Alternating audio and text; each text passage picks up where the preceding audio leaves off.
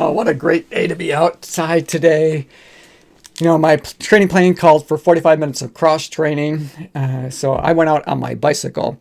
And typically I wouldn't be able to do that this time of year around here because in late December, tomorrow is New Year's Eve. And normally in Michigan, it would be about 30 degrees Fahrenheit, something like that would be my guess. So certainly around freezing or below freezing with a ton of snow. But right now, it's 54 degrees. So we've had a considerable warm up. It was 40 and then 46 yesterday and now 54 degrees today. So I couldn't help it. I decided for my cross training, rather than being indoors and trying to do some things that way, I jumped on my bike and took it out for a spin. And even though I was on my mountain bike, I wasn't mountain biking. I was just riding a route around town that I typically would run in the summertime.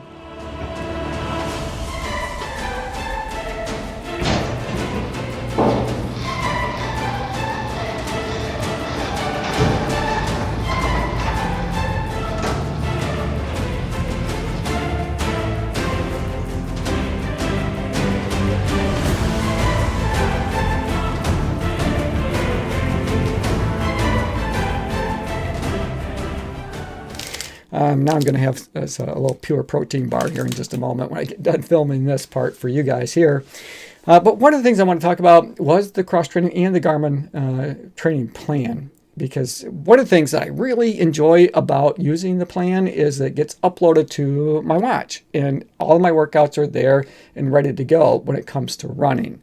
But when it comes to the other things that it's going to have you do, like cross training, those aren't loaded to your watch. So that's something that you're going to need to look up ahead of time. So it's worthwhile just to log on maybe once a week at the start of the week and take a quick glance about what kinds of workouts that they're going to have you do.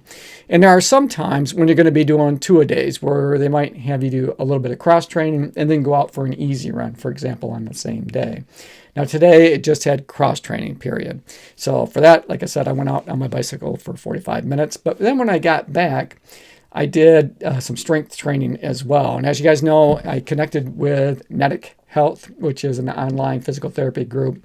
And they designed some mobility exercises for me as well as 3 different days worth of strength training, A, B, and C. And today I went back and was doing the A strength training workouts.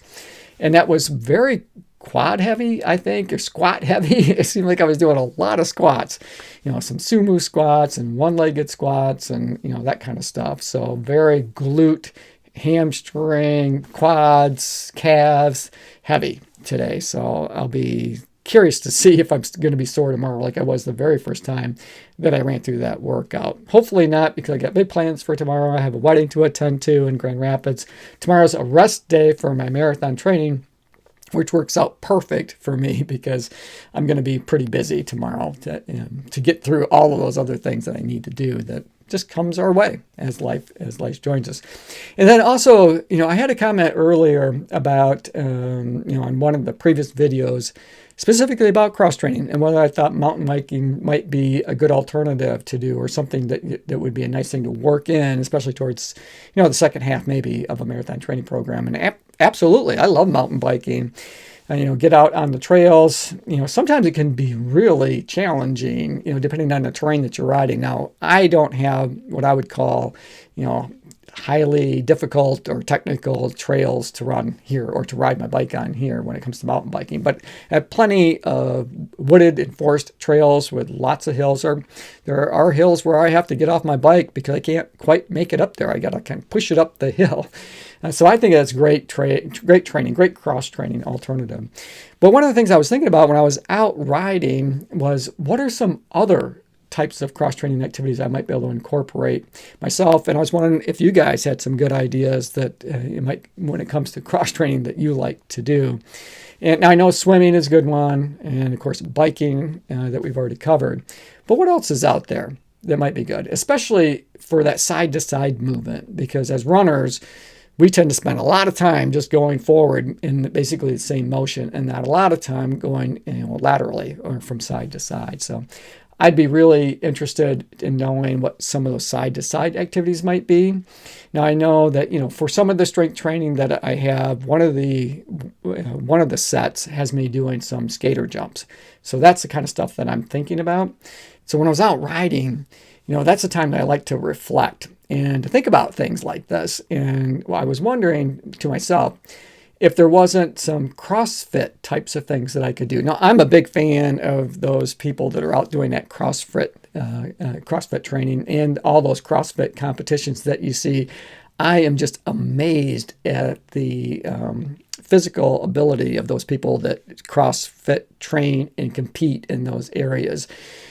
I aspire to be at that level because they are extremely fit. And so it got me thinking, like, I wonder what kinds of things that they're doing to get into that kind of shape. Now, I do recall seeing that some of the training that they do involves plyometrics. And I do have a plyometric box ordered, and it's on its way. I'm not sure how long it's going to take to get here. I ordered it, I don't know, a week or so ago, maybe 10 days ago. And I just got a note yesterday that it's been shipped. So I'm excited to get that in-house so that I can start to use it and figure out some of the types of training that I might be able to do and exercise I can do using and taking advantage of that plyo box.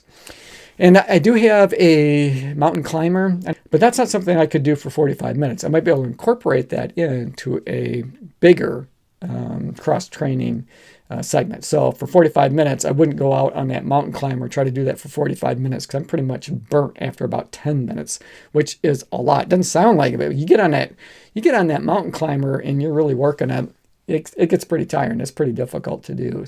But I might be able to work in, 5 or 10 minutes of that and then move on to something else and maybe doing some jumps or some side-to-side types of activities. So just some of the stuff that I think about when I'm out on the run. And I was curious of what you guys might do for your cross training and if you put an emphasis on cross training or not. Now, I didn't put as much emphasis on cross training during my last training block. So that is something definitely that I'm doing a little bit differently this time.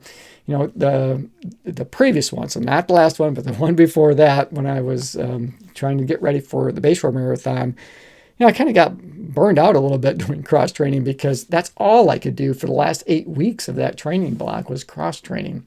So I think because of that, I probably didn't do as much or honor the workouts as well as I could have in training in the next block that I did, if that makes sense. But now I'm kind of back. I'm excited about doing those things and rolling them in to this training program. So, all right. So that's about it for today's video. I hope you guys enjoyed it. I enjoyed making it for you. As always, run tall, run strong, be kind to one another. Thanks for watching, and we'll see you next time right here on Run Tall with Tim.